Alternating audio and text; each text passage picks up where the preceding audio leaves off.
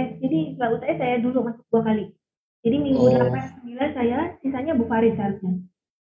oh ya kalau gitu Pak Radis Iya, dulu aja yang kita iya. kontak. Heeh. Cuma yang mungkin harus banyak effort yang Bu Farid ya. Iya Bu, Iya, kayak itu biasa, seperti biasa Bu. berubah. Iya.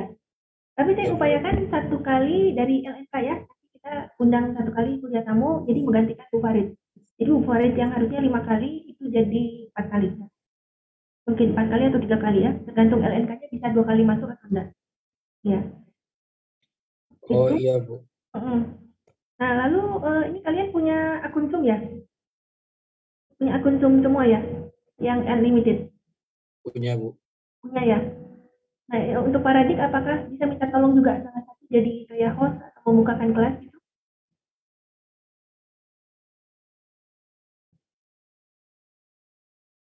Oh jadi kita provide Zoom-nya gitu Bu untuk kelas Iya, Bu. iya, heeh. Oh iya, Jadi bapaknya tinggal masuk ya, masuk ke kelas. iya Bu. Bisa ya? Siapa? Feren? Nggak keberatan, Feren? Gak apa-apa Bu, sekalian aja Bu, biar gak bingung. Ya, oke. Ya, makasih banyak loh, Feren. Iya Bu, Ya, jadi bisa ya buka kelas. Nanti saya berikan kontaknya Paradik juga ya, Feren ya. boleh Bu. Iya Ke makasih. Paradik ya, Paris WhatsApp. Boleh ya? Ya, untuk mempermudah. Nanti kelas ininya, absensinya gimana nih ya? Atau saya udah bilang Paradik sih untuk bilang ke saya kalau hari itu ada kuliah. Jadi saya bisa buka kelasnya ini dan kalian bisa absen. Karena kayaknya Paradik nggak bisa ini, nggak bisa kembali ubah ya. Bu Farid juga nggak bisa gitu ya. Atau minta tolong Feren lagi ya ke saya ya. Bu, tolong buka kelas gitu ya. Paradik sudah masuk gitu ya. Oh untuk presensinya gitu maksudnya ya Bu. Ntar Iya, saya iya, kabarin di grup itu iya, aja yang iya, teknologi iya. proses pangan itu. Oh ya gitu ya. Boleh. Oh iya Bu. Ya, ya. Oke, sip. Ini banyak banyak koordinasi kalau multi dosen ya. Iya. Oke.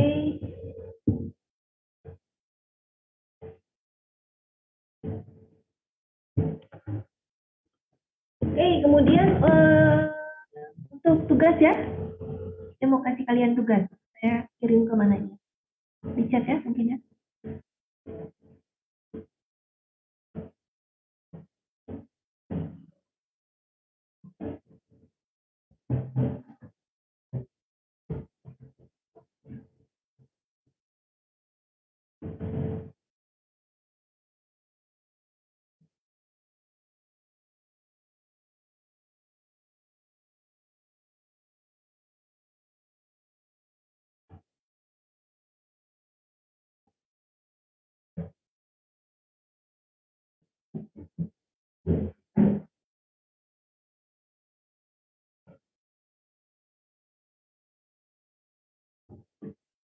Oke ya, untuk tugas, ini tugasnya tugas presentasi ya. Harusnya oke ya. Tugas dari saya cuma sebelum UTS dan tugasnya tugas presentasi. Nih.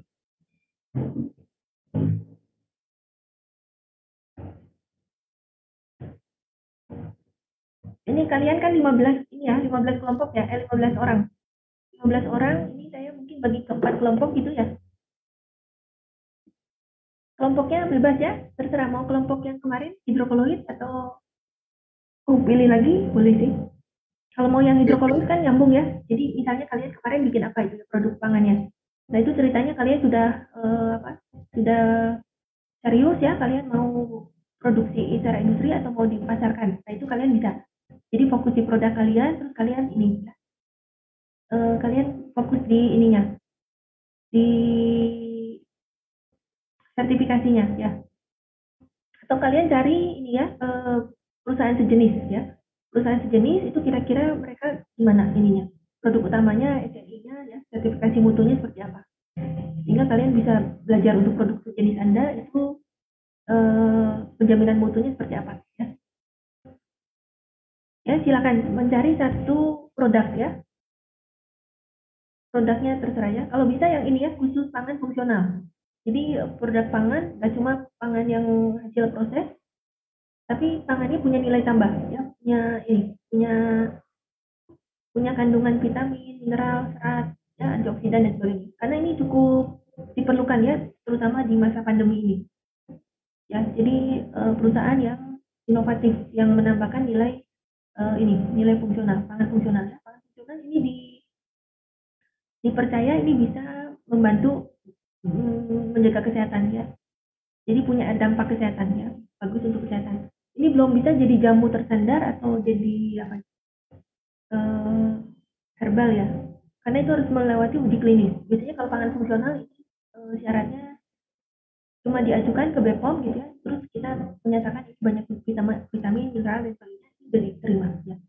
Tapi kalau kita mau mengkategorikan sebagai obat nanti agak repot ya, karena nanti diminta uji preklinis, kemudian uji klinis gitu ya. Uji preklinis itu harus dengan hewan coba ya, seperti mencit ya atau tikus. Nah itu uji preklinis, tapi dari uji preklinis itu harus lanjut ke uji klinis ya. Nah itu untuk mendapatkan obat terstandar.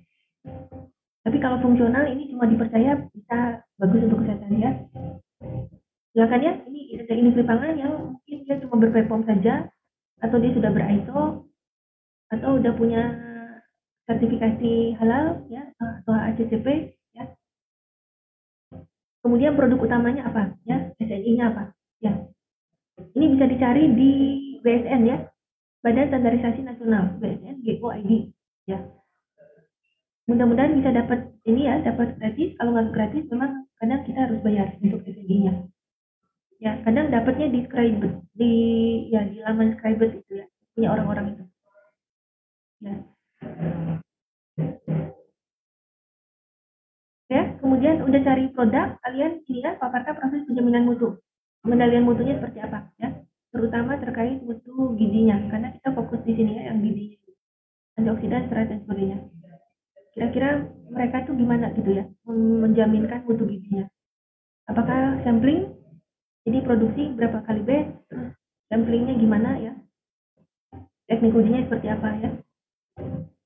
Untuk menguji mutu gizi ini mungkin agak lain dibandingkan mutu mikrobiologi ya. Itu mungkin SOP-nya agak berbeda ya. Silakan dicari ya.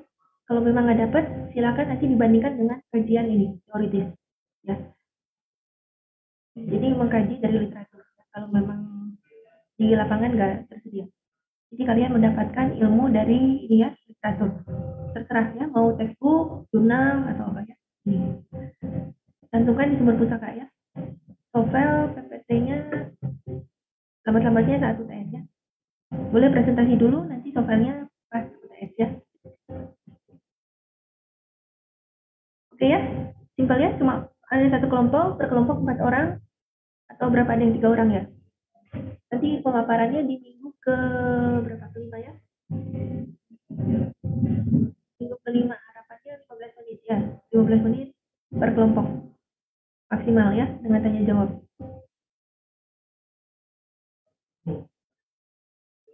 Ya, kira-kira itu untuk tugas.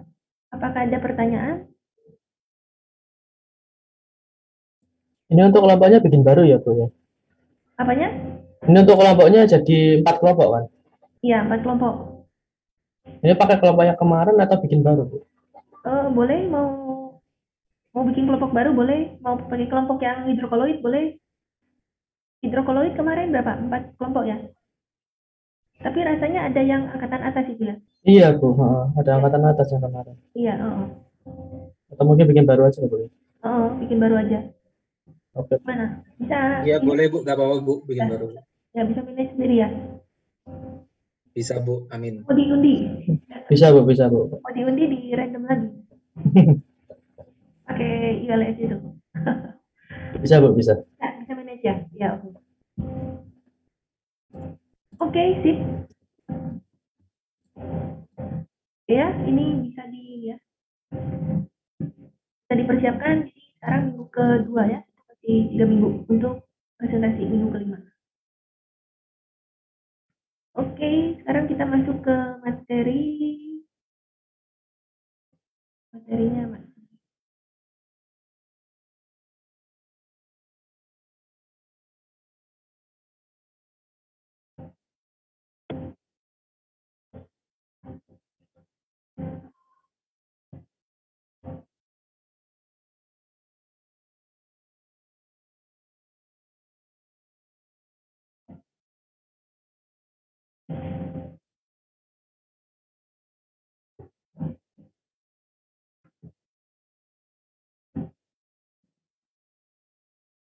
Oke ya, materi hari ini terkait mutu gizi ya. Jadi kalau kemarin kita sudah bahas mutu fisik dan mutu organoleptik, hari ini kita masuk ke mutu gizi.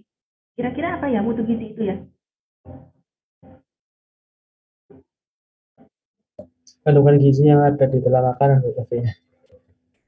Seperti apa aja? Bagaimana kriteria suatu produk pangan yang bergizi? Kira-kira harus bagaimana?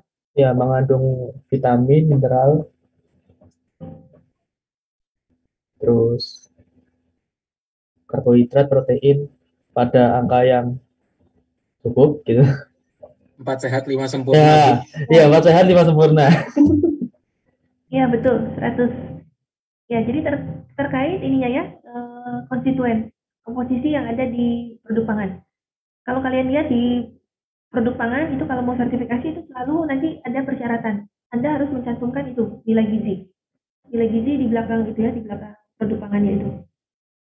Ya, makanya memang agak saya kalau produknya kecil-kecil gitu ya, ya coklat bar gitu ya kan itu kecil ya, produknya kecil sehingga itunya sangat kecil gitu ya, apanya kotak gizinya itu ya. Tapi ada karena itu wajib dicantumkan. Yang sebelum sertifikasi itu harus dicantumkan kalau nggak dapat nanti ya sertifikasinya. Namanya informasi nilai gizi.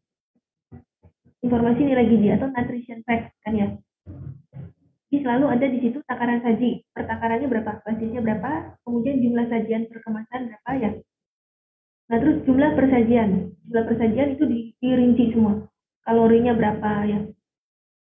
Kemudian lemak totalnya berapa. Lemaknya pun di breakdown itu. Lemak jenuh, lemak trans, berapa ya. Kalau ada kolesterol juga dicantumkan ya, kolesterolnya berapa. Protein ya ada. Karbohidrat juga ada. Karbohidrat total atau gula ya. Dibedakan ya karena karbohidrat ini mencakup serat juga. Serat itu kan masuk karbohidrat.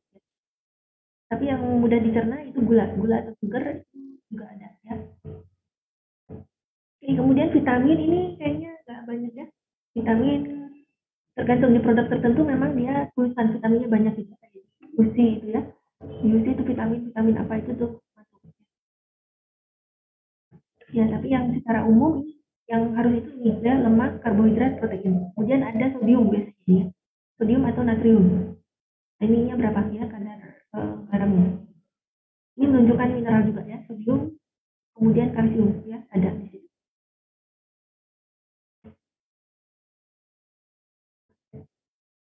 Ya, untuk makanan yang khusus itu mereka memberikan notifikasi juga ya. Nanti kalau kalian makan lebih dari takaran sekian itu jumlah lemaknya melebihi kebutuhan kebutuhan per hari gitu ya, atau nanti ada efek ke jantung atau kolesterol dan sebagainya, itu ada yang tanggung gitu ya, ada ya seperti itu ya. Itu sebenarnya notifikasi atau warning ya di produk pangan. Atau mengandung gitu ya, zat berbahaya itu ya.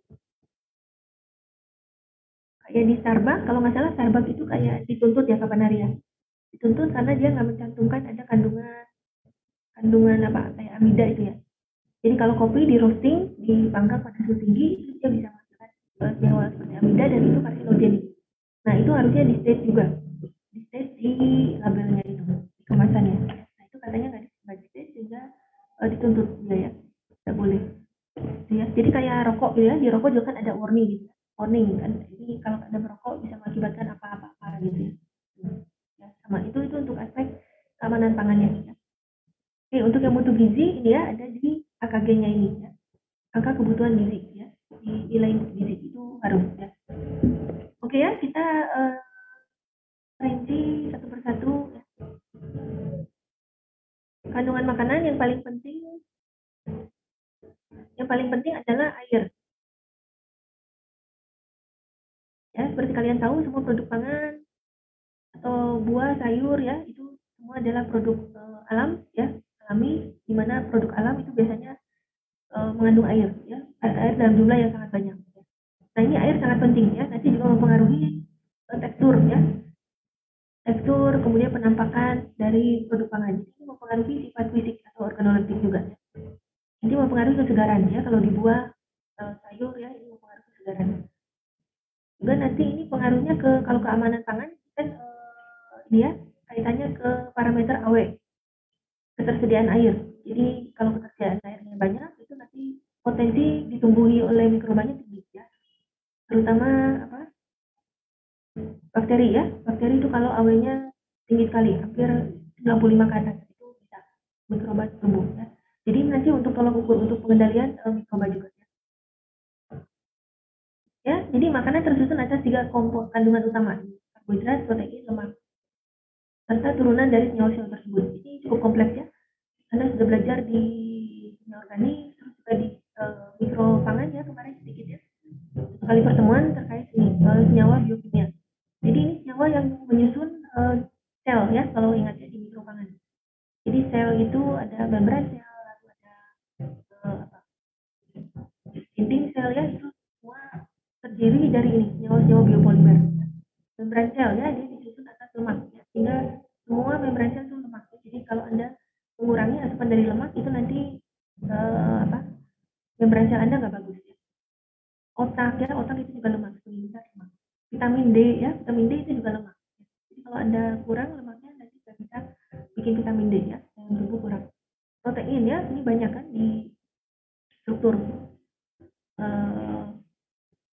tubuh itu misalnya di otot ya, kemudian kuku, rambut ya, semua itu protein. Sampai enzim ya, satu kelompok besar enzim itu semua adalah protein. Lalu apa lagi? Otot ya, jaringan ikat ya, semua protein. Ya, kemudian karbohidrat ini di dinding sel ya, kebanyakan dinding sel. Kalau di tanaman ini jadinya selulosa, dinding selnya banyak selulosa. Ya, jadi ini yang utama major ya. Kemudian ada yang kelompok kecil tadi ya, mineral, vitamin ya, enzim, emulsifier, asam, oksidator, antioksidan. Ya, ini komposisi kecil. Ini kalau di produk pangan yang sudah diproses ya, ini selalu ada ya, selalu ditambahkan. Nanti ini kaitannya ke BTP ya, tambahan pangan. Ini kita bahas di pertemuan besok di minggu ke-4 ya. Oke, nah ini komponen-komponen ini akan mempengaruhi struktur, tekstur ya, rasa, warna, plus nilai gizi ya. Jadi of course ya akan mempengaruhi ini organoleptis atau sifat fisik ya. Juga struktur ya, struktur ini nanti kaitannya ke sini ke sifat fisik ya, sifat fisik dan organoleptik ya. Kemudian nilai gizi ya, nilai gizi ini karena diukur ya. Ya nanti setiap orang itu nanti perlu gizinya berapa ya. Biasanya di breakdownnya yang pria perlu berapa, wanita perlu berapa. Karena kalori yang diperlukan oleh pria itu lebih besar dibandingkan untuk yang wanita. Gitu. Jadi kalau di jurnal bisa ya kalian ngecek ya. Kadang itu sampai detail sekali. Untuk yang misalnya wanita hamil ya, ibu menyusui itu gizinya juga beda, ya, kebutuhannya beda. Ya, jadi mempengaruhi nilai gizi, kemudian juga mempengaruhi kualitas simpan dari makanan. Ya. Bisa berikan contoh dah ini ya, kaitan kandungan ini terhadap ini struktur, tekstur, rasa, atau terhadap kualitas simpan, kira-kira gimana ya?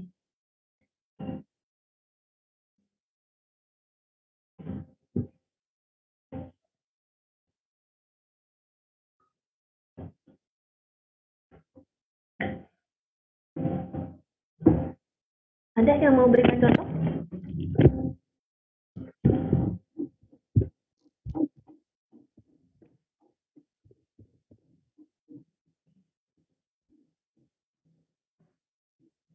Mari coba dari produk hidrokoloid kalian, kira-kira gimana?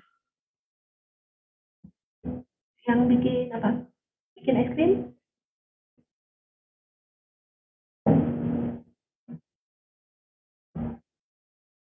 Misalnya es krim ya, es krim gimana? Kalau lemaknya besar, kira-kira gimana? Tekstur, rasa.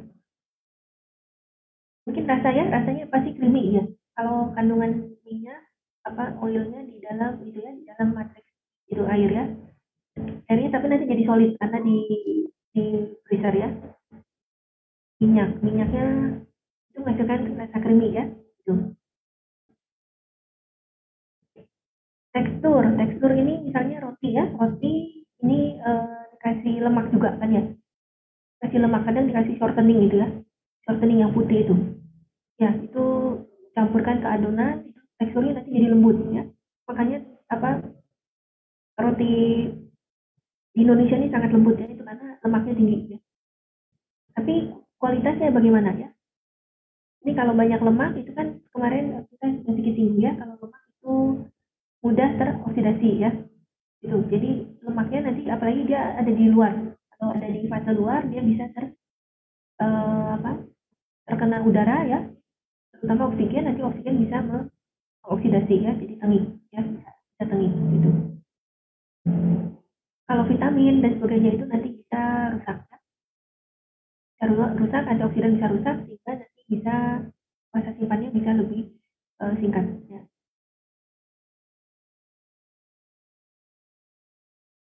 Ya, silakan nanti banyak ya, silakan dicari. Oke, karbohidrat ya. Karbohidrat ini termasuk golongan yang sangat besar. Karbohidrat ini bukan cuma makanan yang edible ya, tapi juga termasuk semua semua yang non edible. Ingat ya, karbohidrat.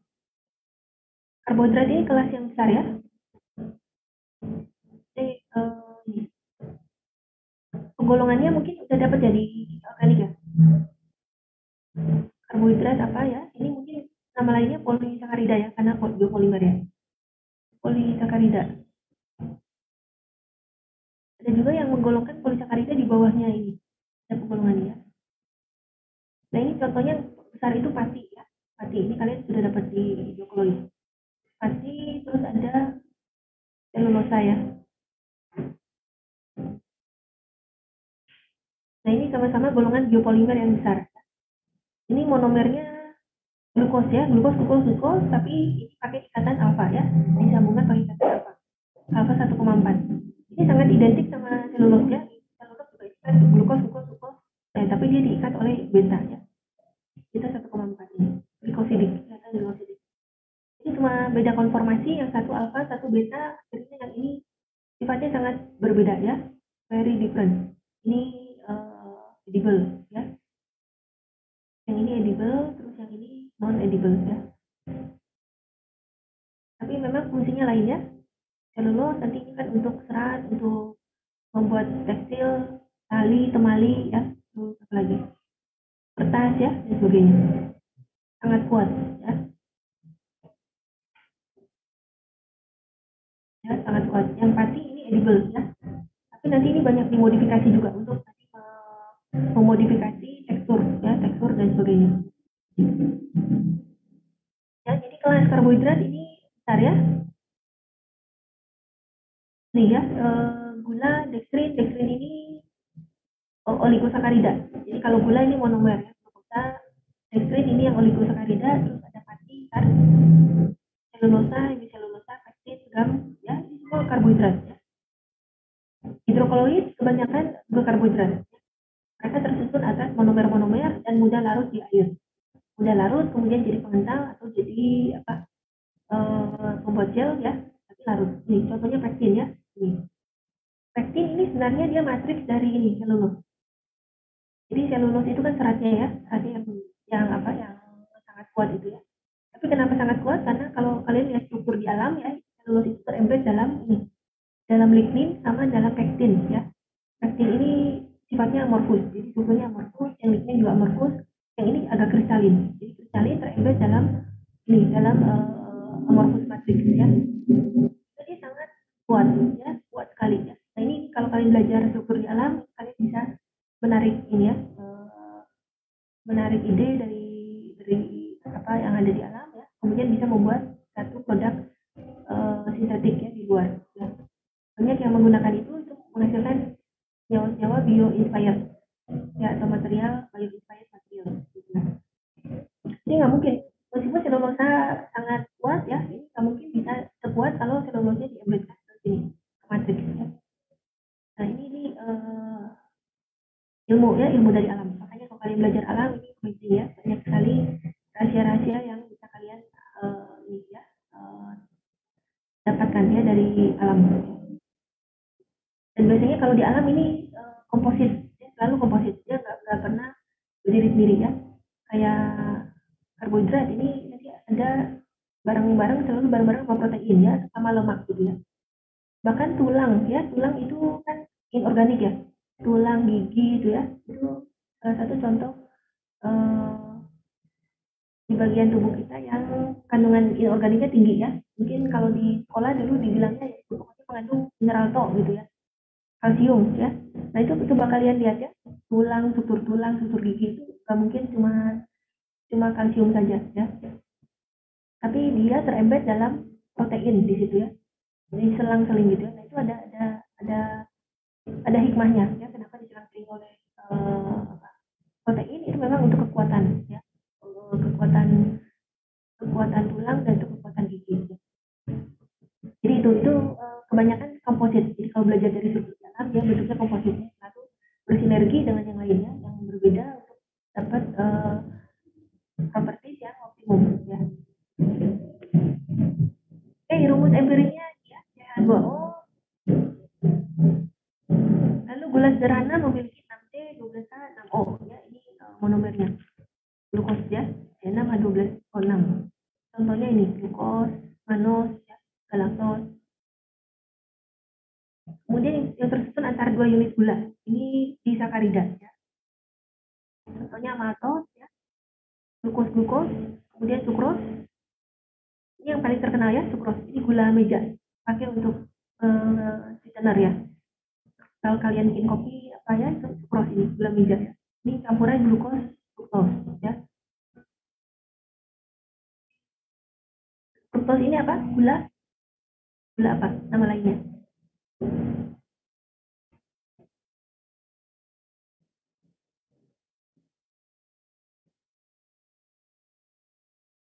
Fruktosa gula buah ya, Bu? Ya, gula buah, betul. Ya, ini banyak di buah. Dan ini strukturnya pentosan ya, C-nya ada 5. C5 ya. Kalau yang ini kan hektosan ya. Yang glukos ini hektosan. Ini pentosan. Nanti kaitannya ke itu ya, ke metabolismenya. Katanya ini lebih sulit dicerna. Kalau yang ini kan mudah jadi gula ya, yang sukros ini. Nah, nanti ke gizinya itu terutama ke yang penderita diabetes ya. Ini nanti lebih meningkatkan gula darah. Tapi kalau yang fruktos katanya tidak apa-apa, lebih aman, lebih lambat metabolismenya. Oke, laktos. Laktos ini apa nama lainnya?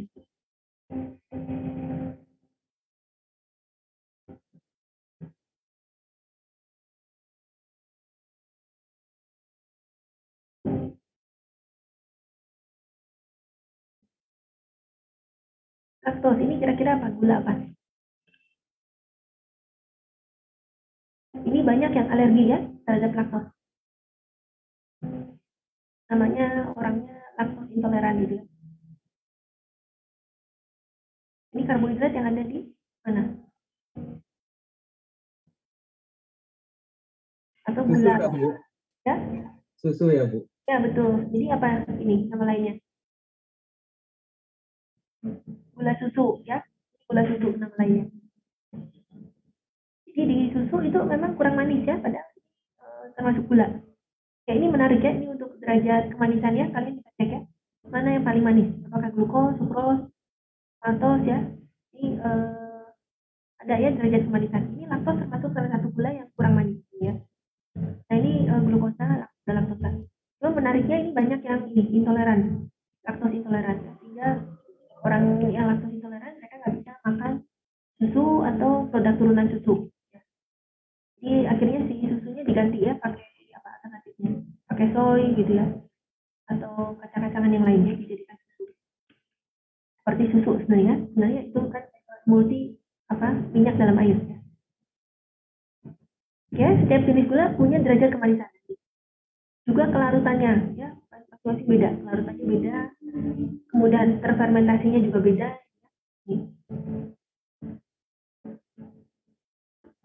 Nah, ini salah satu fungsi karbohidrat ya, dia sumber energi, meningkatkan gula darah terus menyuplai energi.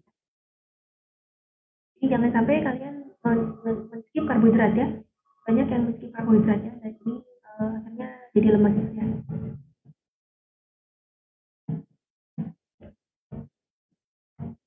nah ini ada indeks glisemik ya namanya. Indeks glisemik.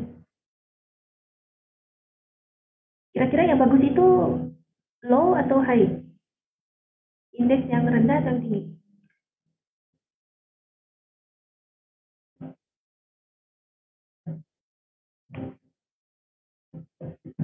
Oh, dari definisinya ya, mengukur seberapa cepat konsumsi karbohidrat meningkatkan level glukosa plasma.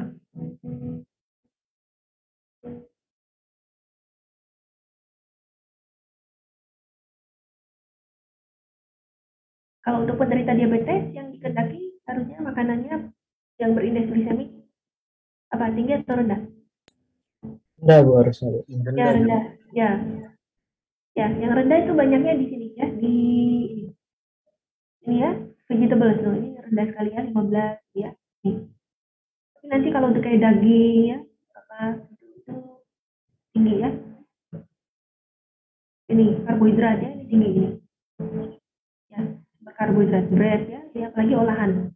White bread ya, ini jauh lebih tinggi, ini 100. Terus kalau yang whole wheat bread, meskipun nggak enak, tapi ini lebih lower GI ya, bisa bikin deh. Ya. Ini termasuk tolok ukur gizi ya, indeks glisemik. Jadi kalau ada yang orang yang mau sehat, nih ya, dia mencari makanan yang low GI. Pernah lihat di iklannya, iklan TV ya, low GI ya, low ya. Nah itu jadi ketaki low GI. Jadi perombakan makanannya untuk menghasilkan gulanya itu jauh lebih lambat. Itu menghasilkan low GI. Untuk hidrokoloid katanya ya kebanyakan low GI. Makanya itu bagus untuk penderita diabetes ya. Untuk kalau kalian ganti karbohidratnya, kalau lemaknya itu dengan hidrokoloid. Misalnya seperti pektin gitu ya, pektin dicampur apa gelatin gitu ya, atau karagenan ya. Nah itu mungkin karena mereka punya apa ya, afinitas terhadap air, terus mereka bisa swelling, jadi bisa stay lama di perut gitu ya, stay lama di perut, atau bisa menghasilkan ini satiety atau kekenyangan ya, derajat kekenyangan yang cukup sehingga orang yang konsumsinya itu merasa kenyang ya. Jadi itu nggak perlu asupan karbohidrat lagi ya. Jadi itu bagus ya katanya yang hidrokoloid ya. Jadi kalau bisa kalian bikin produk yang nanti mengurangi lemak ya, karena si hidrokoloid ini bisa juga untuk substitusi teksturnya lemak. Memang lemak ini kan enak ya, disukai, desirable, kalau di mulut tuh kan kayak lumer, leleh ya, creamy ya. Nah itu sebenarnya bisa dioptimasi ya, diganti oleh hidrokoloid ya. Hidrokoloid ini lebih sehat ya. Meskipun ini ya lemaknya ada juga, tapi mengurangi lemak itu ya. Nah ini kemudian ada yang lainnya, polisakarida makanan, antara lain pati ini ya, ini antara lain ini juga hidrokoloid ya. Ini selulose juga hidrokoloid, cuma memang untuk yang pengental dan sebagainya ini dimodifikasi ya. Pektin, gam ya, kemarin sudah ya, ini juga hidrokoloid ya. Terutama ini dipakai nanti untuk memodulasi tekstur pangan ya, apakah bergel atau viskos ya, karena itu juga disukai oleh menyesuaikan dengan seleranya konsumen ya.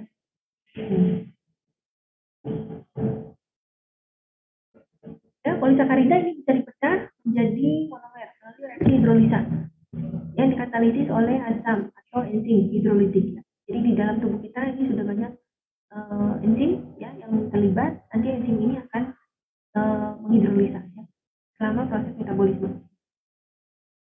Kalau kita makan makanan fermentasi ya, fermentasi itu kita dibantu ya, reaksi hidrolisa ini dibantu oleh mikroba ya, sehingga dari substrat itu yang mengandung tadi karbohidrat, protein, lipid ya, itu dipecah oleh mikroba. Jadi hasilnya itu makanan fermentasi itu banyak mengandung polimer yang sebenarnya rantainya udah pendek-pendek ya. Jadi ketika kita makan itu mudah dicerna. Ya, itu bagus sekali juga ya, membantu reaksi metabolisme dalam tubuh. Ya. Jadi bagi yang perlu gizi ya dalam waktu cepat, ya, semua itu minum harus rutin juga makan juga makanan fermentasi. Itu bagus ya. Oke, kemudian karbohidrat memiliki peranan ya struktur, jadi struktur selulose, semiselulose. Jadi karena serat ya menopang struktur. Untuk energi, fatty atau glikogen glifogen ini pasti di dalam jaringan hewan ya. Kalau pati ini disimpan di jaringan tumbuhan. Kemudian komponen asam nukleatnya masih ingat ya, asam nukleat di inti sel ini asam nukleat, ini biopolimer yang lain ya. Dia disusun atas nukleotida. Nah, nukleotida itu salah satunya ada ini komponennya ya. Jadi nukleotida itu ada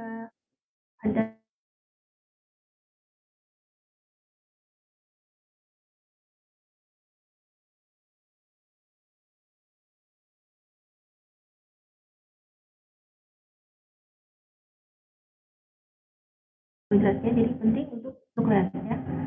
Kalau kurang, kalian karbohidratnya kurang, ini nanti asam nukleatnya kurang ya. Padahal asam nukleat ini nanti berperan dalam pembentukan itu DNA, RNA ya. Nanti kaitannya ke sintesa protein juga ya. Jadi sintesa protein itu nanti diperintah oleh itu ya, DNA, RNA itu ya. Ini lebih ke biotek ya, kalau kalian mau tahu prosesnya ya. Lalu vitamin, nah ini vitamin juga turunan dari ini, glukosa, riboflavin contoh ya. Ini ada karbohidratnya. Jadi strukturnya vitamin ini memiliki struktur ini dari karbohidratnya. Oke, ini bisa dilihat ya, yang bagus yang low GI.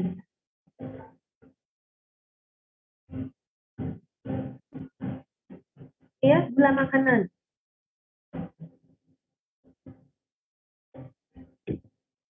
Gula biasa disebut karbohidrat yang cepat bereaksi. Terdapat dua jenis gula dalam makanan. Ya. Gula yang berada secara alamiah seperti pada susu, tadi laktos dan buah-buahan ya, fruktos, atau gula yang ditambahkan seperti buah kalengan dalam sirup dan kue. Ya, jadi banyak sekali gula sintetis juga. Kalian lihat ya. Nih, pada label nutrisi makanan yang tertulis terdapat dua-duanya, jadi harus ditulis ya. Nama-nama gula sebagai berikut ya. Ini rasanya kalian sudah pernah ya tugas ya. Apa bedanya gula meja, gula coklat, ya. Terus dari sisi kesehatannya gimana ya? Masalah angkatan kalian ya. Kasih tugas ini ya. Ya banyak sekali ya. Sirup maple ini dari getah pohon maple di Kanada ya, banyak di Kanada. Tahu ya pohon maple ini kayak apa? Itu daunnya itu yang jadi simbolnya itu udaranya itu berjari-jari berjari-jari itu ya, cukup cantik ya, apalagi kalau musim gugur ya, musim autumn dia akan changing color. Jadi dari warna hijau terus jadi kuning terus merah ya, nanti merahnya merah menyala gitu. Cantik sekali. Nah ininya bukan dari daunnya tapi dari batang ya, batang itu malam-malam seperti di apa kayak kita kayak di karet ya, pohon karet kita ngambil getahnya. Nah ini jadi souvenir yang sangat ini juga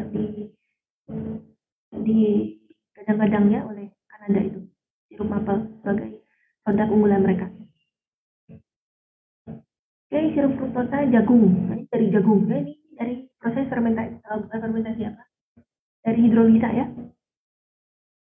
Hidrolisa ini dari kon ya, dari jagung terus nanti hidrolisa jadinya ini sirup fruktos. Ini mungkin kalian dapat di mana? IK ya. Ini ada satu kelompok tentang gula ya, belajar ya. Ini yang kon apa jagung ya? Jagung kan tadinya ada apa? Pati mungkin ya. Ya, pati apa macam-macam terus nanti hidrolisa. Ini industrinya yang main-main gini nih. Ada sorry ya. Hidrolisis ya. Nanti jadi apa? Jadi turunannya ini ya, ada maltosa macam-macam ya. Nah itu kalau di Amerika banyak jadi ini, HFS, high fructose sirup. Jadi ini diproduksi ya, ini bukan alami. Ada yang bilang ini produk GMO. Produk GMO kenapa? Karena ininya di GMO ini. Ininya hasil GMO. Jadi benihnya bukan benih yang asli ya. Nah, ini banyak yang pro dan kontra ini. Jadi yang GMO genetically modified organism. Ini sama kayak kedelai ya. Kedelai kita juga GMO. Namanya GMO.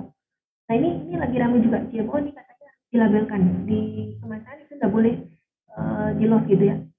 Jadi kalau di kemasan di bagian depannya itu harusnya tulis ini produk ini mengandung GMO atau enggak gitu ya. Banyak yang di request oleh konsumen, tapi mungkin sampai sekarang ini belum dikabulkan ya oleh para pelaku industri pangan. Mungkin mereka saya takut juga ya kalau ditulis itu nanti produk pangannya mereka turun penjualannya. Tapi ini salah satu yang diminta ya oleh konsumen GMO. Nah ini corn ini kan di GMO ya, jadi genetiknya ini direkayasa gitu ya, sehingga nanti ini tumbuhnya sangat subur ya. Tumbuhnya sangat subur. Nah ini terusnya ini murah, terus ini di ini ya di hidrolisa nanti bikin HFS yang sangat besar. Ini jadi BTP di semua proses food. Silakan dicari ya kalau ada yang mau baca jurnal-jurnal bahan pangan ini di semua proses food di sini. Katanya itu yang menyebabkan kenapa orang Amerika itu banyak yang obes ya, banyak yang gemuk-gemuk gitu ya. Itu mungkin salah satunya karena ini proses food ya, masuk semua ke sini sebagai pemanis ya di situ.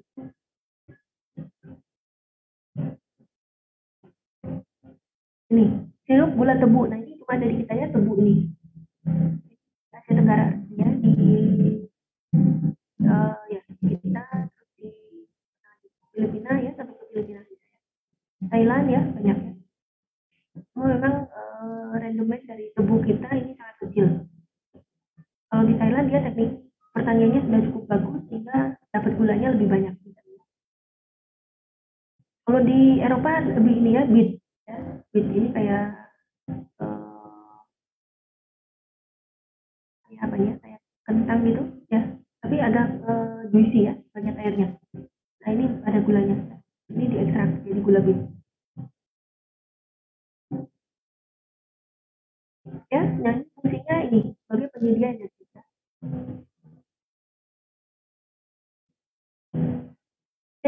Next ya, monosakarida ini gula sederhana. Jadi paling sederhana dan tidak dapat dihidrolisa kembali ya. Jadi unit yang paling kecil. Monosakarida ini kalau kalian belajar di kimia organik ya, dia mengandung gugus ini. Bisa termasuk aldehyde atau termasuk keton ya, karena punya gugus aldol sama gugus keton. Ya. Kemudian karena ada gugus-gugus ini, ada gugus fungsional. Ya. Nah ini yang berperan nanti dalam reaksi-reaksi. Ada reaksi grup karbonil, grup hidroksil ya. Jadi ini bisa ini juga ya, bisa dimodifikasi juga ya. Karena ada gugus-gugus ini, makanya dia mudah dimodifikasi nanti. Ada reaksi-reaksi macam-macam ya. Makanya kayak pati itu ada yang dioksidasi, ada yang apa ya, bisa cari ya, modified starch. Itu direaksikan macam-macam ya. Jadi ada oksidasi, ada succination apa macam-macam ya. Ya, jadi ada pembukaan ikatan amino asetat, reaksi enolisasi, isomerisasi, redox ya, dan sebagainya. Ya, jadi ini karena punya gugus fungsional ini tidak mungkin kalau nanti di proses pangan itu juga dia bisa bereaksi ya, seperti ini. Saat dicampur dengan komponen yang lainnya, dicampur dengan protein, lemak dan sebagainya, itu bisa terjadi juga reaksi-reaksi ya. Makanya sangat kompleks ya.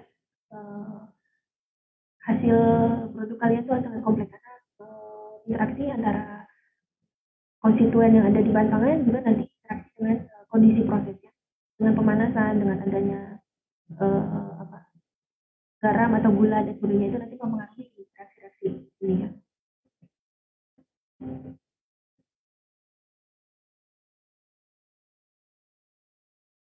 Ya, ini contohnya ada pembentukan asetal. Ini reaksi dengan grup amino asetal molekul gula yang lain. Glucosida ya. Pembentukan amino asetal ini reaksi dengan hidroksil non sakarida atau turunan tiol menghasilkan heteroglikosida. Enolisasi, pembentukan endiol. Oksidasi ya. Nih, kalau fruktos, glukos teroksidasi ini jadi menghasilkan ini senyawa 1,2 enolat. Jadi ini mungkin mempengaruhi itu juga ya, aroma ya. Ini aromanya berubah. Kayak gula kalian karamelisasi kan ya, berubah ya. Dari aromanya berubah, teksturnya berubah gitu.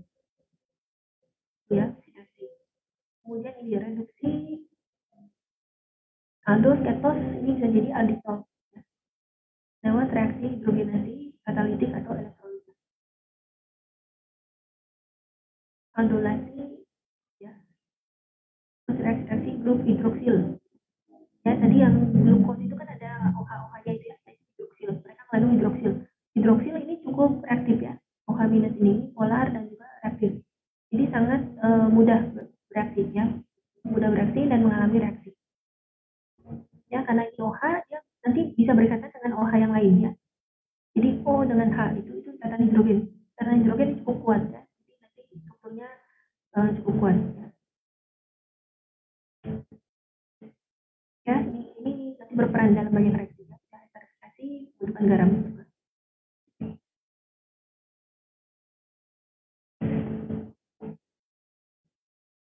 Oke, nah ini fruktosa ya, C-nya 5, glukos. Glukos juga macam-macam ya, ada konformasi alfa, D, beta, D ya.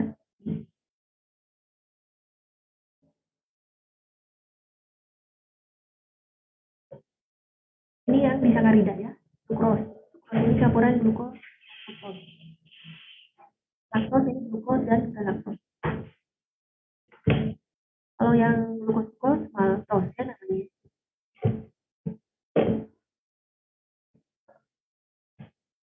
Oke, next, nah ini gula substitusi.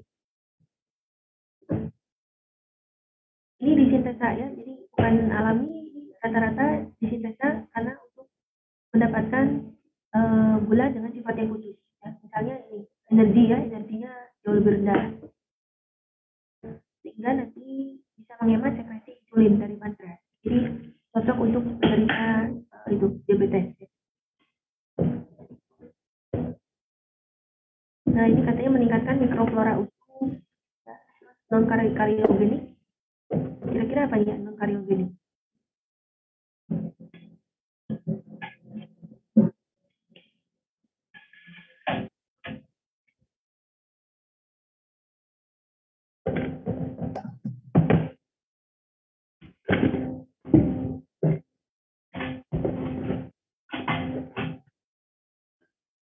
Kurang tahu Bu, nggak pernah dengar sebelumnya. Kalau anak kecil kan senang ya gula-gula ini ya. Kadang nanti orang tuanya ini nggak boleh banyak makan gula-gula karena nanti giginya rusak ya. Nah ini kaitannya di sini karies ini ya, kariogenik, karies gigi. Nah katanya yang gula substitusi ini lebih non kariogenik ya, menyebabkan karies. Mensimulasi absorpsi mineral dalam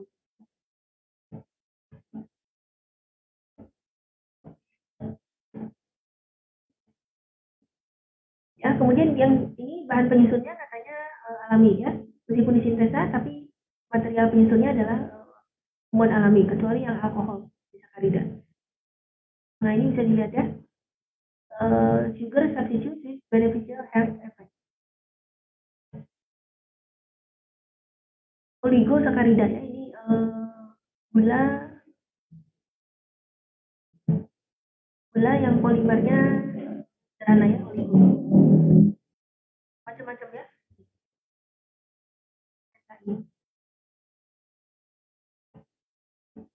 Disakarida ya macam-macam ini. Yang mau bikin TA ya, ini masih banyak ya, kalian bisa cari dari sini ya. Gula saja mau macam-macam ya. Kalau bingung mencari judul ya bisa ngambil dari sini ya. Banyak yang belum mencerita ini ya. Nah yang terkenal ini ya, sugar alkohol, gula alkohol ini. Ada xylitol, sorbitol, ya, maltitol, ini all ini kan alkohol ya. Sorbitol, maltitol, dan seterusnya.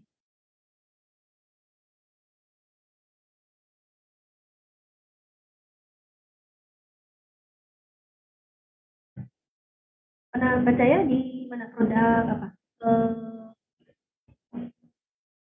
Permen karet ya. Permen karet biasanya ditambahin xylitol ya. Nah itu gulanya di xylitol. Bahkan katanya bagus. Ininya malah nggak rusak ya. Dan juga katanya ini berenergi yang bagus. Jadi untuk anak-anak luar negeri itu kadang itu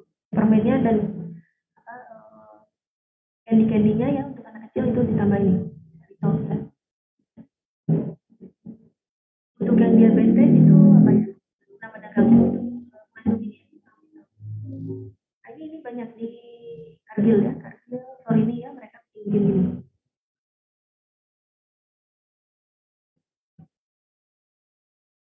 Oke ya, nah ini ada beberapa gula yang tidak bisa dicerna ya, non-digestible oligosakarida.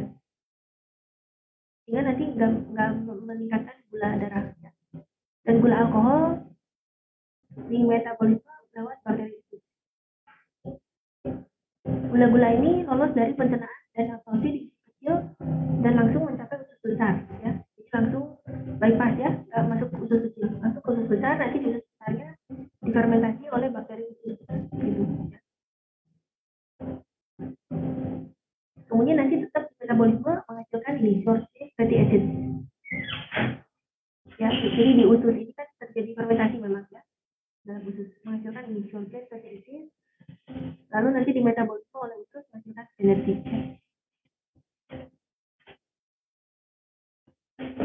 Nah, ini perbedaannya ya. Yang non digestible ini dimakan ya, dikonsumsi, ingestion, dikonsumsi ya, terus langsung masuk ke sini, intestine, usus besar. Di usus besar nanti terjadi fermentasi ya.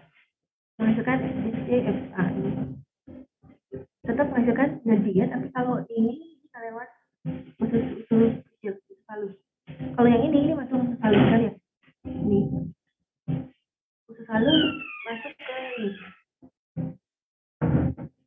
Proses-proses pencernaan, digestion. Nah, terus jadi monosakarida.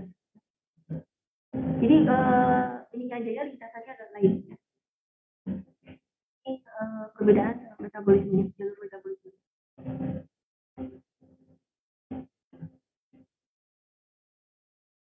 Oke, nah ini kalau bicara tentang ini ya, komponen-komponen dalam bahan pangan ini ada dosis ya, dosis yang diizinkan. Nih, kalau terlalu banyak ini bisa mengakibatkan diare ya. Nih, jadi diatur ya. Nah, ini dibedakan ya. Yang pria perlunya berapa, yang wanita berapa. Dan biasanya dosisnya ini per kilogram body weight ya.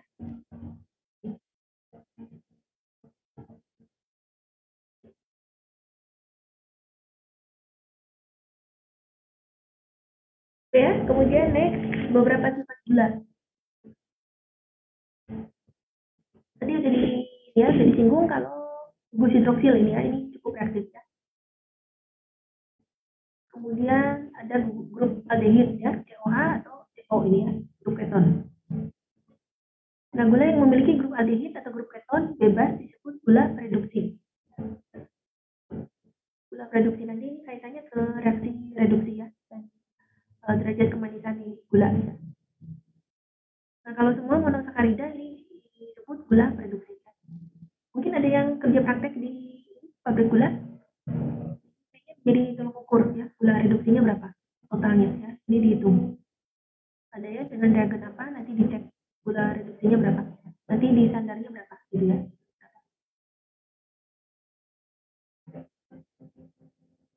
Nah, ini semua monosakarida gula reduksi ya. Tapi kalau di sakarida ini terbentuk dari gabungan grup aldehid atau keton dari monosakarida dan bukan gula reduksi.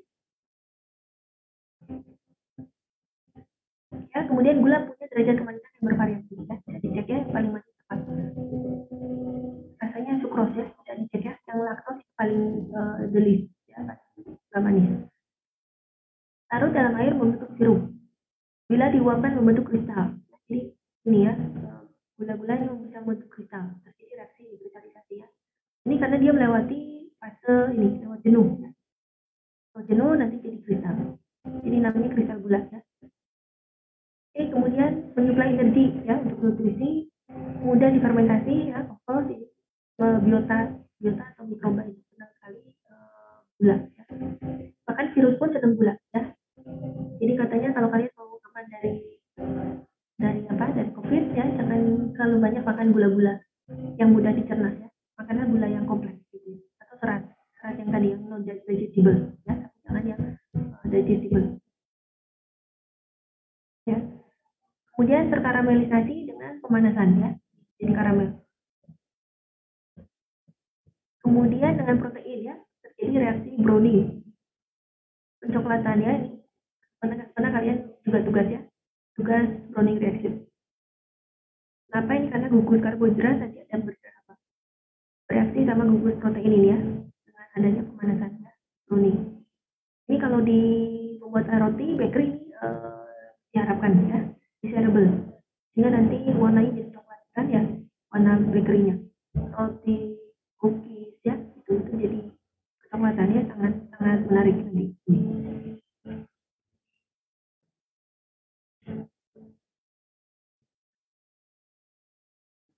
Oke ya, next sifat pasti ya. Pasti tidak manis tetapi lunak. Tidak larut dalam air dingin. Ya, mungkin ini cuma tersuspensi ya. Kemudian membentuk pasta dan gel dalam air panas ya. Ini ya sudah disinggungnya kemarin ya, hidrokoloida. Biasanya kalian memang suspensikan di air dingin, terus nanti tambahkan ke campuran bahan pangannya yang mau dikentalkan itu harus dididihkan ya. Dididihkan nanti dia pecah. Kenapa pecah? Itu harusnya ada dari struktur itu ya. Kalian belajar dari struktur amilopektin sama amilosa itu ya. Rasanya amilosa itu dibungkus amilopektin ya. Amilopektin kan lebih amorfus. Jadi amilosa itu terembed dalam amilopektin. Nanti kalau dipanaskan itu pecah ya, si amilosanya pecah keluar. Nah baru jadi gelling ya. Ditandai dengan gelatinisasi temperature itu ya. Nah itu macam-macam tergantung sumber patinya itu dari sumber pangan apa ya. Dari gelnya beda, dari gelatinisasinya. Ya. Ini. Terus dia juga sumber energi. Ya. Energi itu terdapat dalam biji jagung, padi, ubi, ya, macam. Yang lagi naik daun itu porang ya. Porang itu glukomanan, sumber glukomanan. Katanya itu nanti bisa jadi makanan masa depan ya. Besok. Mungkin bisa menggantikan jagung dan sebagainya. Bisa dibikin nanti kayak beras analog ya. Nanti di extruder ya. Kalian udah belajar ya? Extruder itu ya, bisa bikin macam-macam. Nah itu bikin beras analog bisa. Jadi berasnya bukan dari beras yang dari padi, tapi bikin dari campuran ini. Mungkin campuran hidrokoloid ya, nanti dicetak di situ di extruder. Ya. Jadi padi jagung, terus misalnya padi porang tadi ya, karbohidrat porang dan sebagainya, nanti dicampur nanti dibentuk kayak biji-bijian kayak berasnya, persis gitu ya. Nah tapi jadinya beras analog namanya. Itu bagusnya. Ya ini satu bagian yang besar ya, pasti ini sangat menarik. Ada lagi kalau kaitannya dengan gizi ya, ini ada namanya pati resisten. Kita dengar ya? Ini ada nggak di sini? Ada. Jadi macam-macam ya pati resisten itu.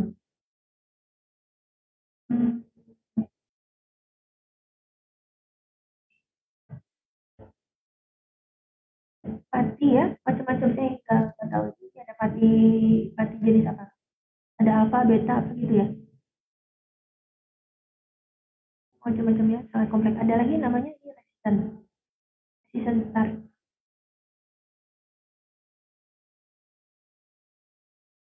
Nah ini resisten, kenapa namanya resisten ya? Pati resisten ini karena dia tidak dipengaruhi oleh enzim itu. Jadi stay as ini kompleks ya, kompleks material. Nah ini katanya lebih bagus lagi, ini sangat low GI. Ini low GI. Ini ada terdapat di pisang ya, pisang-pisangan. Pisang. Nah cuma pisangnya harus pisang yang ini, pisang yang apa? Hijau, jangan matang dulu ya. Karena kalau matang nanti dia jadi gula kan ya. Pisang hijau kalau masih hijau, masih mentah dia patinya banyak. Ya, nah ini ada di pisang hijau. Bisa juga pati yang biasa ini ya, pati yang biasa ini diproses bisa jadi ini.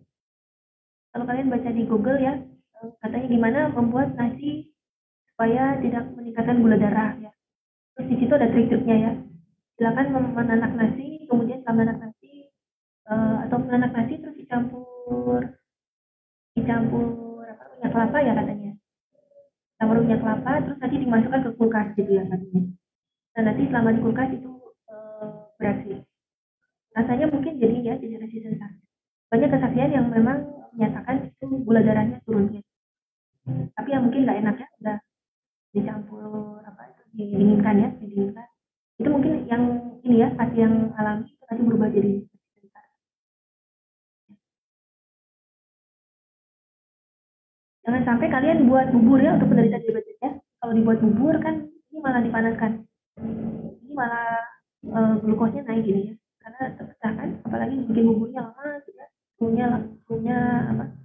Atau diaduknya sangat lamanya nih jadi glukosa ini nggak bagus. Ya, jadi kalau yang punya orang tua ya, kalau bisa ini ya, karbohidratnya berasal dari isi sensar. Ya mungkin tadi ya berarti mungkin ya tambah lemak jadi atau berarti pada suhu dingin jadi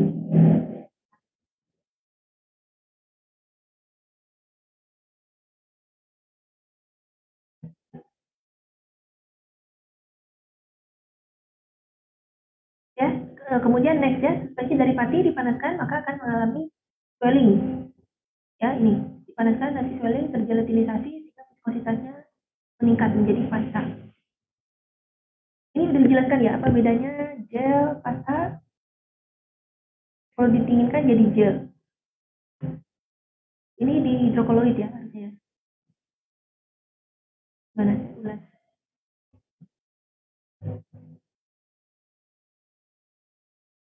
Jadi khusus untuk pati ya, untuk pati ini ada namanya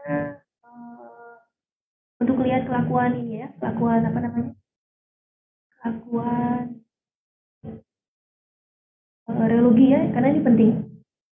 Kelakuan reologi ini dipelajari menggunakan nama alatnya apa nih? Viskoamilogram ya, viskoamilogram. Ini di Bogasari ada. Viskoamilogram. Ini pentingnya untuk pati ini salah satu profil ini reologi. Di sini viskositas ya. Viskositas di sini apa? Temperatur kan ya, profil temperatur. Ya ini naik ya. Naik nanti viskositasnya naik sampai jelatinisasi. Ya. Nah, ini jelatinisasi lalu dia di holding ya. Di holding nanti seperti ini biasanya. Nah, ini jadi pasta. Jadi kelakuan saat dia flowing ini ya, ini pasta namanya. Setelah melewati titik jelatinisasi dan dia retain ini ya pada viskositas tertentu namanya pasta. Oke. Kemudian nanti kalau diturunkan ya ini ya turun lagi profilnya seperti ini ya. Ini viskoamilogram kalau hasilnya ini ya, viskoamilogram ya, ini sedikit minum yang di tanah hidrokoloidnya. Jadi ada bedanya yang pasta tadi ya, gel sama pasta ya. Tadi dipanaskan terus dia jelatinisasikan ya, swelling karena ngambil airnya. Swelling ini sebenarnya ini ya, nanti si amilosanya itu terpental ya, pecah makanya dia swelling ya. Ini terjelatinisasi. Jadi ini initial point. Lalu nanti dia jadi pasta ya. Nah, kemudian didinginkan lagi nanti akan membentuk gel. Lebih tepatnya nanti ada proses apa? Retrogradasi ya. Retrogradasi. Jadi dari apa? Liquid ya. Liquid nanti dia jadi gel. Gel ini kan solid. Nah, ini jadi namanya retrogradasi. Pembentukan kristal dari liquid ya. Retrogradasi. Meskipun nanti kristalnya tidak sebagus kristal yang di awal ya. Yang di awal itu pastinya strukturnya sangat bagus ya, tapi setelah jadi gel pasta didinginkan kembali mungkin ya jadi kristal lagi, tapi memang strukturnya nggak sempurna yang awal. Oke ya, makanya ini dipakai untuk thickener, pengental atau jelly agent. Ini satu big ini ya, big demand, tuntutan yang sangat besar ya. Silakan kalau kalian kemarin sudah bisa ngambil apa itu glukomanan ya dari porang dan sebagainya, itu silakan di itu ya digarap ya, karena sekarang kita porang kita cuma diekspor ke Korea kemana gitu kan ya. Petaninya sukses karena ada yang beli ya porangnya, tapi setelah itu kita impor balik ya, kita impor balik thickenernya maupun gelnya ya. Ini gelnya katanya disukai ya dari glukomanan itu, nanti dipakai untuk kosmetik untuk apa gitu ya gitu. Kalau kita bisa olah dulu jadi ini ya, jadi thickener bisa jual dalam harga yang kompetitif, jadi ya pemasukannya lebih banyak untuk dalam negeri ya. Ya silakan, tantangannya banyak, jadi silakan berkolaborasi ya. Ini kan nggak bisa sendiri ya, nanti harus sama petani, sama ahli mesin ya dan sebagainya ya, berkolaborasi ya, mengembangkan ini ya, teknologi ini.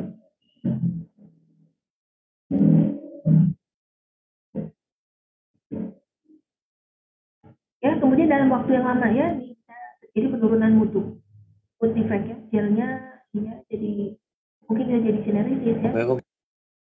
Ya.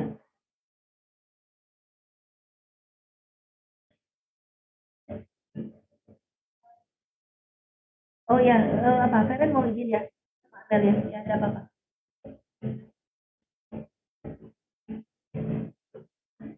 Ya, next hidrolisa parsial dari pati, menghasilkan dextrin. Ya. Dextrin ini juga banyak aplikasinya di industri ya. Nih, bisa dimodulasi. Dextrin, maltodextrin, ya, itu juga banyak kebutuhannya. Itu dipakai di, nanti bisa jadi matriks ya untuk produk spray. Ya, jadi kalau kita mau membubukkan sesuatu, bikin bubuk ya, susu bubuk atau bikin apa jahe bubuk gitu ya, itu di spray ya. Nah, untuk spray drying itu ada keperluan ininya, viskositasnya campurannya harus berapa. Nah, itu biasanya diatur ya pakai dextrin atau maltodextrin, sehingga nanti pembentukan bubuknya bagus. Oke ya, next serat ya, serat ini karbohidrat juga, tapi ini ya tidak tercerna. Ini sangat penting sekarang ya, ini dietary fiber ya, atau jadi prebiotik ya. Prebiotik itu apa? Prebiotik itu makanannya itu ya. Kalau dengar tentang prebiotik ya, prebiotik ini makanannya probiotik.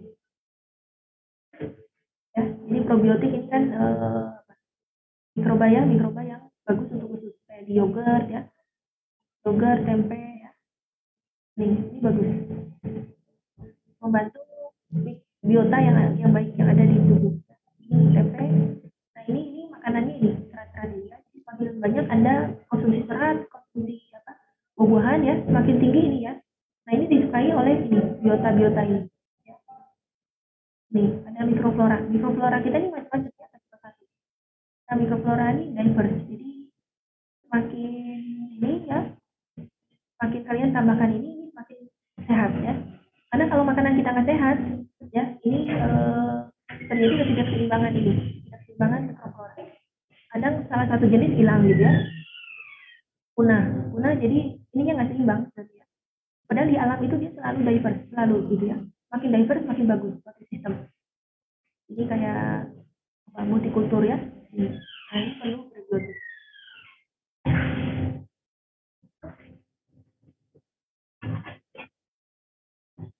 Ya, nah ini secara umum sumber serat yang sangat baik mengandung 5 gram atau lebih per sajian.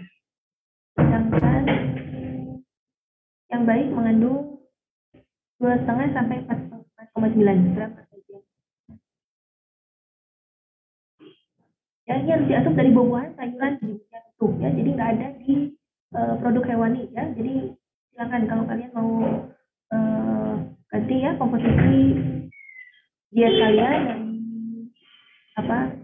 sumber hewani ke nabati ya, itu sangat bagus karena akan lebih sehat ya.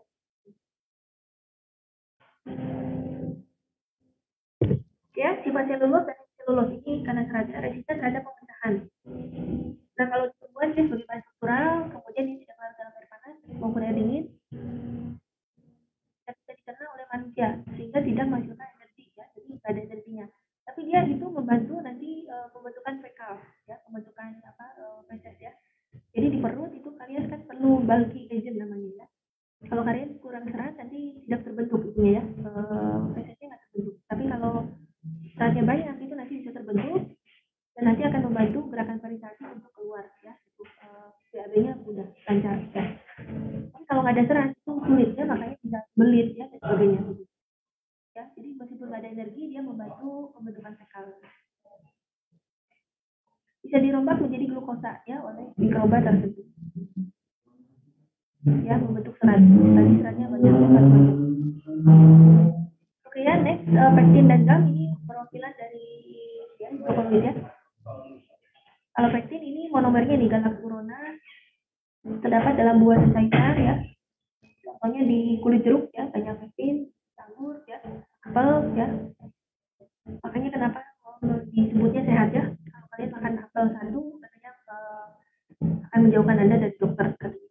Tiap hari satu apel ya. Itu karena mungkin salah satunya karena ini juga ya aktivitas dari pektin yang bagus. Ya, larut dalam air terutama air panas, lalu menghasilkan koloid ini ya, hidrokoloid. Kualitas tinggi ya, menstabilkan partikel. Ya, ini untuk menstabilkannya karena menghasilkan kualitas yang tinggi. Gel ya, bisa menghasilkan gel juga. Jadi untuk membentukkan jelly ya.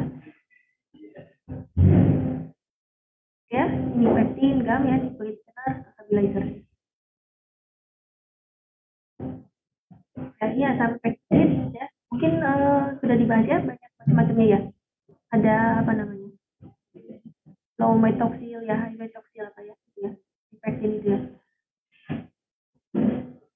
Oke ya, next polimer yang lain ini. Yang lain protein. Protein dibandingkan karbohidrat dia punya ini, punya N ya, nitrogen. Kemudian ada sulfur. Ya, sulfur. Jadi ini yang bikin bau nanti. Limbah-limbah yang mengandung protein ini kalau hasil perombakan protein ini sangat bau ya. Apalagi jadi tersusun atas asam amino ya, ada 10 asam amino esensial. Tidak dapat disintesa ya. Nah ini harus diasup dari makanan dari luar. Jadi nggak bisa di tubuh kita nggak bisa membuat, kecuali yang non esensial itu diproduksi di dalam tubuh ya. Tapi yang nggak diproduksi harus diasup dari luar ya. Dan ini macam-macam juga ya. Makanya kalau bisa kalian makan aja bervariasi ya. Karena gizi itu berbeda-beda di setiap produk pangannya, jadi saling melengkapi ya. Katanya kalau bisa sehari itu juga sayuran tuh 10 macam ya, 10 macam yang warnanya beda-beda warna-warni. Semakin menyolok warnanya semakin bagus ya. Semakin antioksidannya semakin tinggi ya. Ya, kemudian protein ini mudah terdenaturasi. Ini kaitannya ke mutu itu ya, mutu fisik ya. Ini nanti mungkin jadi pecah atau apa ya, berubah struktur ya. Nah ini produk degradasi ya. Nanti bisa jadi asam amino atau jadi amonia, peptid, bau busuk ya. Kalau mau terjadi pembusukan malah terbentuk gas ini. H2S, merkaptan, skatol ya. Oh nggak enak, baunya nggak enak ya. Oke, next lemak ya. Lemak ini trigliserida, jadi backbone-nya adalah ini gliserol ya. CCC itu ya, C3 itu OH-OH, tapi OH-nya diesterifikasi oleh ini asam lemak. Makanya kenapa namanya trigliserida ya, ada 3. Terus ada ini monomernya ini asam lemak ya. Nah ini berfungsi sebagai energi, sumber energi ya. Ini sangat tinggi energinya ya, per gram itu 9 kakal. Jadi 2 kali lipatnya energi yang dihasilkan per gram karbohidrat dan protein ya. Tapi bukan karena energinya tinggi dia jelek ya, dia juga diperlukan ya. Jadi Anda jangan men-skip lemak ya, karena kalau men-skip lemak nanti vitamin ini nggak larut ya, karena larut, padahal vitamin ini perlu larut dalam lemak ya. Nih, makanya ketika kalian makan sayur, salad, sebagainya harusnya ditambahkan ini dressing ya, dressing atau minyak ya. Ini supaya vitamin A, D, E, K bisa larut ya. Emulsifier juga ya, emulsifier ini juga turunan lemak. Nih, karena ada gugus hidrofobiknya, biasanya dibuat oleh lemak direaksikan ya, direaksikan supaya ada gugus hidrofiliknya ya. Dan nah ini lemak alami juga nggak tersusun atas satu jenis, tapi campuran ya. Makanya kalau kalian belajar alam ya, dari alam melihat reaksi alam ini semua campuran, semua campuran ya. Komposit itu tadi kompositnya, komponennya juga campuran. Ya, jadi variasi ini menghasilkan sifat fungsional, nutrisi, dan kualitas yang berbeda-beda. Misalnya ya, kalau kayak minyak kelapa itu banyak C berapa? C laurat ya, C berapa itu gugus sedang, rantai sedang. C14 atau 15 ya, itu. sultannya sedang dan dia sifatnya jenuh. Ya, karena dia jenuh, dia titik lelehnya rendah. Ya, titik lelehnya rendah, dia mudah menjadi solid ya, gitu. Jadi kalau minyak kelapa jadi minyak goreng itu kadang warnanya agak keruh ya, kalau disimpan di suhu yang agak rendah, jadi keruh, jadi nggak bagus ya, karena keruh. Ya. Lain lagi sama minyak yang tidak jenuh ya, minyak tidak jenuh dia punya ikatan tangkap. Tapi karena punya ikatan tangkap, dia mudah mengalami reaksi juga di apa itu? Reaksi oksidasi, reaksi apa ya? Karena itu beraktivitas dari gugus gandanya itu, gugus aktif jenuhnya. Ya. Jadi mudah rusak juga, mudah diserang itu ya. Yang ikatan rangkap, baik rangkap 2 maupun rangkap 3, mudah rusak. Ya makanya kayak minyak olive ya, itu kan punya unsaturatednya itu nggak boleh dimasak malah ya, nggak boleh digoreng ya, karena jadi teroksidasi gitu ya. Nah ini semakin panjang asam lemak semakin keras, titik lelehnya semakin tinggi ya.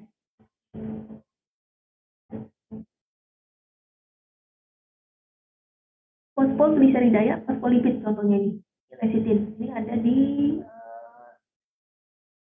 soy ya, di kacang, kemudian ada di hewan juga ada ya, di sapi gitu ya. Ini jadi emulsi ya. Nah ini backbone-nya gliserol, tapi di sini ada lemak ya. Lalu ini ada yang polar ya, fosfat glucose, ini namanya fosfolipid. Kalau lemak adalah ini ya, ini gliserol tapi ininya teresterifikasi, esterified gliserol karena asam lemak. Jadi ada 3 ya, trigliserida namanya. Oke ya, next. Lemak ini pelan-pelan melunak dengan adanya pemanasan, kita tidak perlu titik leleh ya, jelas. Bila dipanasi, lemak awalnya akan membentuk asap, kemudian menyala, lalu terbakar. Nah ini ada di SNI ya, kalau misalnya untuk minyak goreng ya, itu gimana? Kalau bisa titik asapnya tinggi gitu ya, atau ada titik nyala, itu ada ya komponen-komponennya. Nah ini ada smoke point, glass point, fire point. Untuk minyak goreng ini sebaiknya tinggi semuanya, jangan rendah. Kemudian lemak bisa tengik ya, ini tergantung masa simpannya. Tadi tengik bila dioksidasi. Tadi yang tidak jenuh itu lebih mudah nanti, lebih mudah bereaksi dibandingkan yang jenuh. Oke, kemudian lemak membentuk emulsi ya, ini, dengan air dan udara ya. Nah, ini bisa bikin es krim atau bikin apa? Bikin mayones ya, dressing ya, dari sini ya. Disuspensikan lalu kita bisa bikin ini juga. Butter ya, butter ini air dalam lemak, kembalikan ya. Bisa bikin white butter ya, di udara ya, udara masuk. Jadi sangat smooth ya, sangat smooth, ini kayak busa ya, karena ada udara masuk terangkap ke matriks cairan. Ya, kemudian ya lemak juga pelumas makanan untuk menelan ya, lubrication. Ini ada fungsi lubrication atau membentuk flavor yang enak di mulut ya, mouthfeel dan sebagainya. Oke ya, next emulsifer alami. Ini ya contoh ada fosfolipid, dikenal sebagai lecithin. Contohnya di susu ya, susu tapi emulsifernya adalah sodium kaseinat atau protein. Kalau fosfolipid ini contohnya di santan, di kelapa itu. Jadi kalau kalian marut kelapa di santan itu ada dispersi minyak dalam air yang stabil karena di lapisan antar mukanya itu ada ini fosfolipid ya. Distabilkan oleh fosfolipid yang mana ini juga turunan dari lemak ya, produk turunan lemak. Ya, ini emulsi ya, kemarin sudah di kuliah hidrokologi. Nah, yang lain lagi ini gliserida, monogliserida, tapi ini bukan alami ya, dibuat. Mungkin sudah disinggung ya di PIK ya, senyawa turunan lemak. Jadi monogliserida, kalau ini kan trigliserida ya. Nah, kalau monogliserida cuma satu aja ini. Satu ini yang teresterifikasi. Jadi sisanya ini masih OH, OH. Kalau di gliserida itu ininya dua teresterifikasi. Jadi ini asam lemak ininya OH ya. Jadi yang OH ini kan hidrofilik ya, tapi yang ininya hidrofobik. Jadi dia bisa bertindak sebagai emulsifier ya, itu. ini dia turunan lemak. Tapi kalau trigliserida ini kan jenuh semuanya. Ini fully hidrofobik. Kalau trigliserida fully hidrofobik. Tapi kalau di gliserida, menurut gliserida ini punya sifat pengemulsi ya, punya gugus polar sama non polar. Oke ya, ini yang minor sekarang ya. Tadi kita udah bahas karbohidrat, lemak, protein ya. Nah ini yang minor ya, ada asam organik. Ya, misalnya di jeruk ya ada asam sitrat, asam malat di apel, tartarat di anggur ya, makanya ini baunya khas ya. Nah, dengan adanya asam ini sebenarnya memperlambat kerusakan dari bakteri. Ini menarik ya, ke teknologi flavor sebenarnya. Dan ini bisa disintesa juga ya. Jadi di industri pangan ini disintesa dari bahan-bahan alami. Namanya perisa alami ya. Perisa sintetik alami. Perisa juga macam-macamnya, ada yang sintetik, ada yang perisa sintetik alami, macam-macam ya. Rata-rata di produk pangan itu sudah alami semua, bukan alami tapi sintetik ya. Jadi kayak rasa durian dan sebagainya itu sebenarnya bukan asli durian tapi dari perisa. Ya, lalu nah ini di fermentasi, kenapa makanan fermentasi lebih awet ya? Nah ternyata setelah fermentasi ini juga dihasilkan asam-asam sebenarnya. Asam ini menyebabkan makanan jadi awet ya. Jadi nggak cuma tekstur yang berubah ya, tapi ada komponen yang berubah ya. Oksidator dan antioksidan. Nah ini kalau oksigen nanti kontak dengan bahan pangan jadi teroksidasi ya, terutama lemak minyak ini ya. Lalu ini karoten instan antioksidan. Karoten, asam askorbat ya, ini juga mudah teroksidasi. Ya, makanya kalau bisa jangan kontak dengan udara. Di packaging itu ditambahkan ini ya, nitrogen atau vakum ya, sehingga lebih awet. Nah, terus ini material ya, material logam ini juga bisa mengkatalisis reaksi oksidasi ya. Kemudian langkah terakhir untuk menghambat oksidasi, kalian bisa tambahkan antioksidan ya, senyawa antioksidan. Makanya kalau di minyak goreng itu ada ya tambahan antioksidan, BHT, BHA, tapi itu sintetik ya, antioksidan sintetik. Atau di pangan yang lainnya silakan dilihat, itu ada antioksidan, masuk antioksidan. Bukan saja untuk konsumen, tapi juga untuk menjaga ini makanannya supaya nggak mudah rusak, nggak teroksidasi dan oleh oksigen. Ya, kemudian enzim. Enzim ini katalis biologis ya, mengendalikan reaksi-reaksi yang berkaitan dengan memasakan buah sayur ya. Contoh ya tadi di pisang ya, pisang itu nanti lama-lama bisa jadi matang gitu ya, nah, itu dipengaruhi oleh enzim.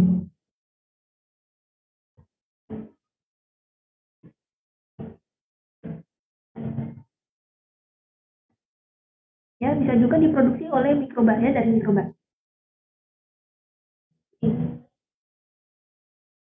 Misalnya berguna untuk pemrosesan pangannya, pengembukan, menjadikan minuman, koagulasi ya, kalian pakai enzim. Ini contoh ya, enzim papain. Papain itu diambil dari pepaya ya. Dari pepaya itu ada enzim papain, namanya kalian misalnya ditempelkan ya, dibungkus pakai daun ya, terus disimpan ya. Nanti besokannya lebih empuk ya, karena itu bisa memecah protein ya dari enzim ini. Ya, next pigment. Ya, jadi bahan pangan itu kan banyak warnanya, warna-warni ya. Yang warna hijau itu klorofil, warna oranye ini karoten ya. Kemudian di tomat ya, merah. Nah, ini antioksidannya namanya likopen. Terus yang merah darah di daging ya, biasanya ya, hemoglobin. Kemudian warna ungu seperti di buah naga atau di ketan hitam ya, atau di beras merah ini atau sianin ya. Ya, klorofil atau sianin dan sebagainya ini bagus ya, bagus sekali antioksidan, sumber antioksidan.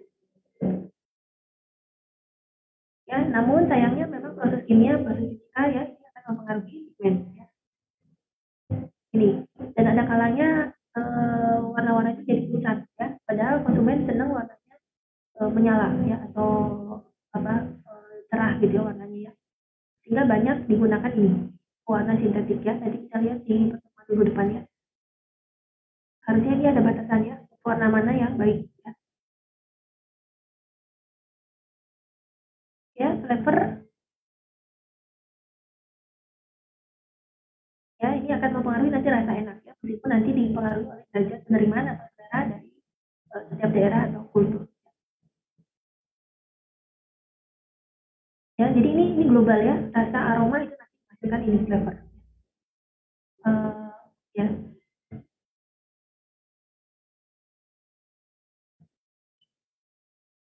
Oke, kemudian kalori ya, tadi ada di gizi itu harus ada kalori. Ya, nah ini diukur pakai bawang kalorimeter. Jadi kalau kalian di lapangan ini harus mengukur ya, nilai kalorinya berapa per sajian tadi ya. Kemudian peran karbohidrat bisa dilihat ya, ini tadi secara umum untuk energi ya.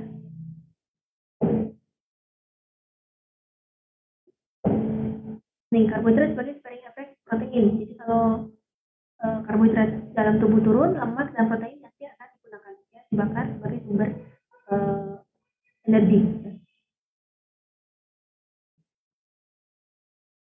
Sedangkan yang tadi ini prebiotik ya, serat atau dietary fiber. Ini untuk kesehatan usus. Oke, protein bisa dibaca ya, ini ya. Ini khususnya senyawa nitrogen, yang mana nitrogen ini tidak disuplai oleh karbohidrat atau lemak ya, ini cuma khusus ada di protein. Ini sangat penting sekali ya. Kalian silakan ini ya, jangan skip protein. Dari telur ya ada protein ya, bagus. Jadi kalau tiap hari 1 telur itu bagus. Tambah lagi ikan ya, atau ya dari kacang-kacangan juga banyak ya protein. Silakan ya, karena saling melengkapi ya. Nah, perharinya 40 sampai 100 gram ya. Anak-anak di kita ini banyak yang stunting ya, karena gizinya kurang, terutama karena proteinnya kurang cukup ya, sehingga banyak yang stunting ya. Ini sangat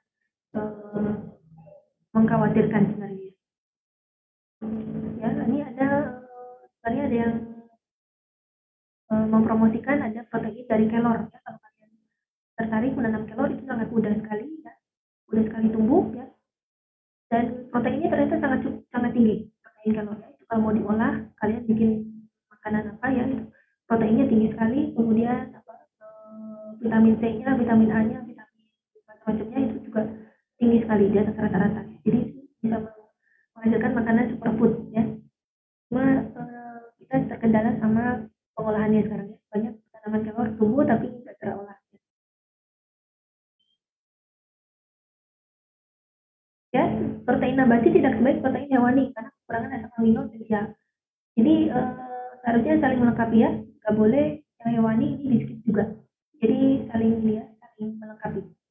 Hewani boleh diatur juga ya dari daging merah ya, karena komposisi asam aminonya lain. Jadi nggak bisa tergantikan oleh yang nabati.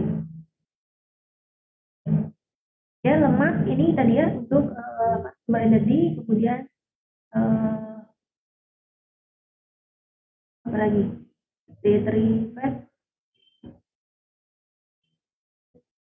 Dia bisa melarutkan vitamin ini, vitamin A, D, E, K. Oke, selanjutnya vitamin kalian bisa baca. Vitamin A ya, ini. Vitamin A ada di mana ya? Vitamin D ya. Vitamin D ini sangat bagus ya untuk antivirus. Silakan ya, ini kalian berjemur, paling mudah berjemur daripada harus mengonsumsi vitamin D3 ya. Sekarang ada vitamin D3 minimal 5.000 IU, sangat mahal sekali. Tapi harusnya kalian keluar rumah mulai jam 10 sampai jam 3 itu langsung diproduksi ya. Cuma 10 sampai 15 menit sudah cukup ya. Nih, jadi kurang vitamin D katanya jadi menyebabkan penyakit macam-macam ya. Imunnya kurang, udah bisa sakit kulit ya, alergi dan sebagainya. Vitamin E ya, ini juga dari minyak ya, karena ini larut di minyak. Vitamin K ya, terus ada vitamin C ya. Vitamin C ini sangat bagus juga ya. Tapi sayangnya dia mudah rusak ya pada pemrosesan pangan. Ini sudah dikaji di mana? Di proses pangan ya. Vitamin B ya, B kompleks teman-teman ya. B kompleks ini ada B1, B2, B3 ya, B6, B5 ya, B kompleks. B12 asam folat ya. Ini bagus untuk hamil ya, ibu hamil, ibu yang mau melahirkan ini perlu mengkonsumsi ini asam folat ya. Oke ya, ini mineral ya, ini jelas juga perlu ya. Jadi untuk penyakit tulang, gigi, mineral cuma jumlahnya nggak banyak. Magnesium, kobalt. Ini kalau kalian makan makanan alami, buah, sayur itu pasti magnesiumnya atau ada kalsium ya. Pokoknya mineralnya udah tercukupi ya kalau kalian mengkonsumsi makanan yang alami ya. Nah ini stabilitas nutriennya. Nih di pemrosesannya sayang sekali yang vitamin C ini sangat sensitif. Makanya kadang jadi tolok ukur ya, tolok ukur pemrosesan pangan. Kalau vitamin C-nya rusak, oh berarti prosesnya sangat severe ya.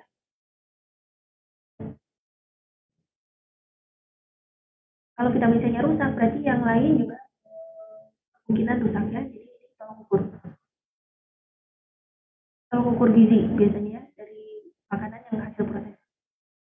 Berapa banyak vitamin C yang masih tertahan di makanan ya. Nah, ini sangat dipengaruhi oleh pH ya. pH-nya yang stabil pH di bawah 7. pH 7 ini unstable, di atas 7 unstable, kena udara, kena oksigen nggak stabil, kena cahaya juga nggak stabil, kena panas apalagi ya. Nah, ini kalau dari pemasak ini bisa kehilangannya sampai 100%. Sangat ini banyak. Ya, ini jadi tolok ukur gizi nanti di bahan pangan. Oke ya, yang lain bisa dilihat ya, ini asam-asam amino ya. Juga dipengaruhi oleh pemrosesan pangan. Jadi kalau bisa, kalau kalian makan yang raw ya, raw food bagus, atau yang least proses ya, yang sedikit diproses itu juga bagus ya. Untuk jus dan sebagainya kalau bisa ya dari buahnya langsung ya, itu jauh lebih bagus. Oke ya, ini to think about, silakan direnungkan ya, bisa didiskusikan dengan teman-teman juga. Tadi ya terkait karbohidrat ini ada derajat kemanisan, kelarutan, kemudian fermentasi dan sebagainya. Glycemic index ya untuk berbagai macam makanan ini kira-kira gimana. Kemudian reaksi Browning ya.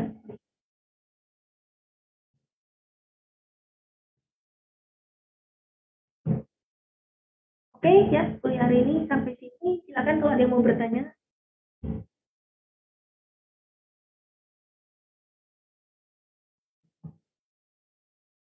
Udah ini capek. Ini ada yang masuk lagi enggak? Siapa? Kevin ya? Kevin, Leonardus, siapa? Nathan. Sisanya nggak ada. Kenapa, Bu? Yang tadi yang belum saya absen. Oh iya, belum, Bu. Saya aja. Nathan, Leonardus juga belum tadi katanya. Leonardus sama Leonardus, Bu. Anthony juga ya? Ya. Oke ya, jangan lupa absen juga kalian ya. Saya Ya, Bu. ada yang mau bertanya?